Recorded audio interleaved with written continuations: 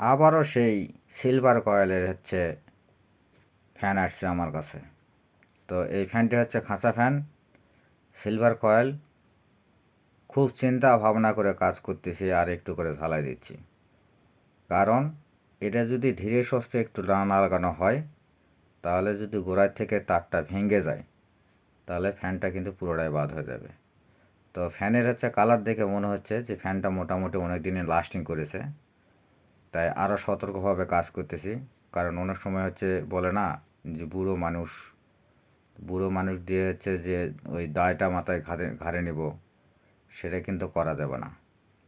তাই খুব সাবধানে খুব সতর্কভাবে আমি এই কয়েলটা এখানে জয়েন দিলাম এবং বাঁধতেছি। তবে এটা খোলার ভিডিও আপনাদের দেখালাম না। কী কারণে দেখালাম না, যে আমি তো মনে করছিলাম যে এই ফ্যানটির কাজ করব না। কারণ আমি যখন হাতে নিই ফ্যানটি, তখন বললো যে এরকম ব্যাপার।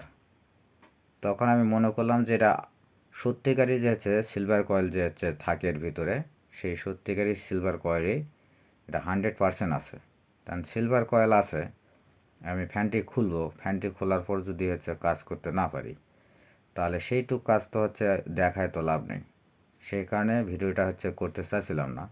তো যখন দেখলাম যে না, আমি খুব সুন্দরভাবে এখানে 4টি মাথা পেয়ে গেলাম, তখন চিন্তা করলাম তাহলে ভিডিওটা আমি ধারণ করি।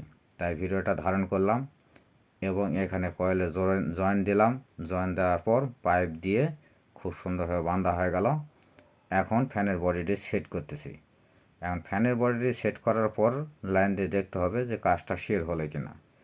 তবে যেহেতু জয়েন্টের কাছে আর অন্য কোনো সমস্যা পেলাম না, সেহেতু কাজটা কিন্তু 100% হয়ে যাওয়ার কথা। তো আমি একটা কথাই বলি যে সিলভার কয়েলের যে তারগুলো থাকে বা ফ্যানগুলো থাকে, এই ফ্যানগুলো কাজ করার সময় আসলে খুব সতর্কতা অবলম্বন করতে হয়। আর এই সতর্কতা অবলম্বন করেই কিন্তু কাজ করতে হয়। তো অবশেষে নাট লাগানো শেষ, ক্যাপাসিটার লাইন দিচ্ছি, ক্যাপাসিটার লাইন দেওয়া শেষ। এখন কারেন্টের লাইনটা দেব। এই যে এখানে একটা পাইপ দিয়ে আমি টেস্ট করার জন্য দেখাচ্ছি, যে ঘুরলে আপনারা যেন বুঝতে পারেন যে ফ্যানটি ঘুরতেছে কিনা। এই ঘুরতেছে কিনা তা দেখানোর জন্যই কিন্তু আমি এখানে একটা পাইপ দিলাম, যে যখন ফ্যানটি ঘুরবে তখন এটা বোঝা যাবে। তা আমি এসি কর্ডটা হাতে নিলাম, এখন লাইন দিই। এই যে দেখেন যে এখানে পাইপটা সেট করে দিলাম, এখানে দেখেন ঘুরতেছে, বোঝা যাচ্ছে। কারণ সরাসরি সাহেব কিন্তু বোঝা যায় না ঘুরলে, কারণ এটা তো মুভিং হয় না, এই জন্য বোঝা যায় না। তাই পাইপটা দিয়ে বোঝানোর চেষ্টা করলাম। তো মোটামুটি কিন্তু আমার ফ্যান কমপ্লিট। এখন পাখাটা সেট করি, পাখাটা সেট করলেই কিন্তু কাজ হয়ে যাবে, কাস্টমারকে ডেলিভারি দিয়ে দেবো।